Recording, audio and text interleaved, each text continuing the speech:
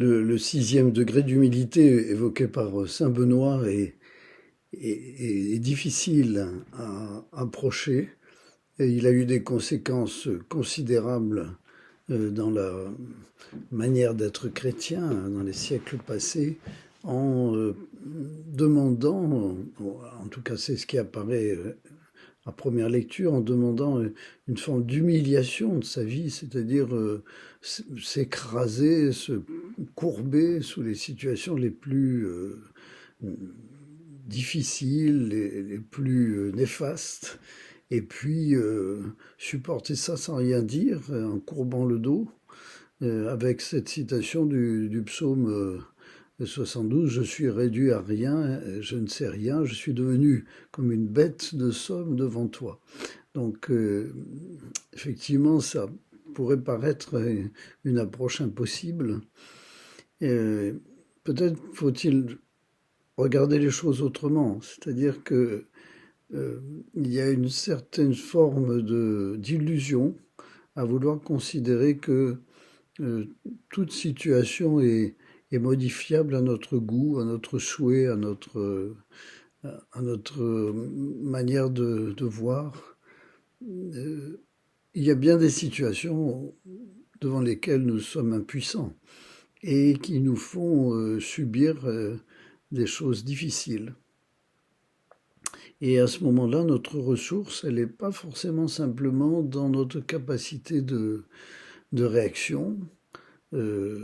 par les qualités qui sont les nôtres, parce qu'on peut être quelquefois vraiment très très éprouvé, et elle est dans une espèce bon, c'est toujours un peu la même chose, elle est dans une espèce de concentration au niveau de notre moteur intérieur, qui va faire qu'on peut traverser cette situation et même la bouleverser si on ne s'appuie pas simplement sur sa force immédiate.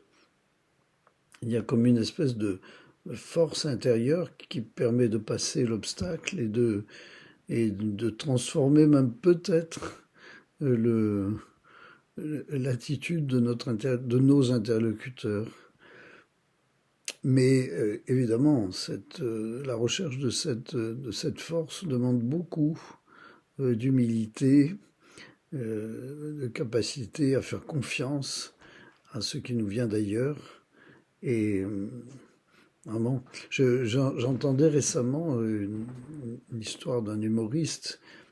qui s'est trouvé agressé de cette manière-là dans un bus et par des gens qui voulaient lui voler son argent. Et comme c'était un humoriste, il leur a fait devant eux directement comme ça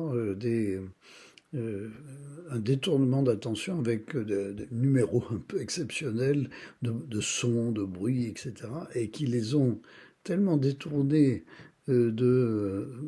l'attention aux méfaits qu'ils voulaient commettre que finalement ils ont commencé à rire et à devenir quelqu'un d'autre. Là, et cette espèce de détournement de notre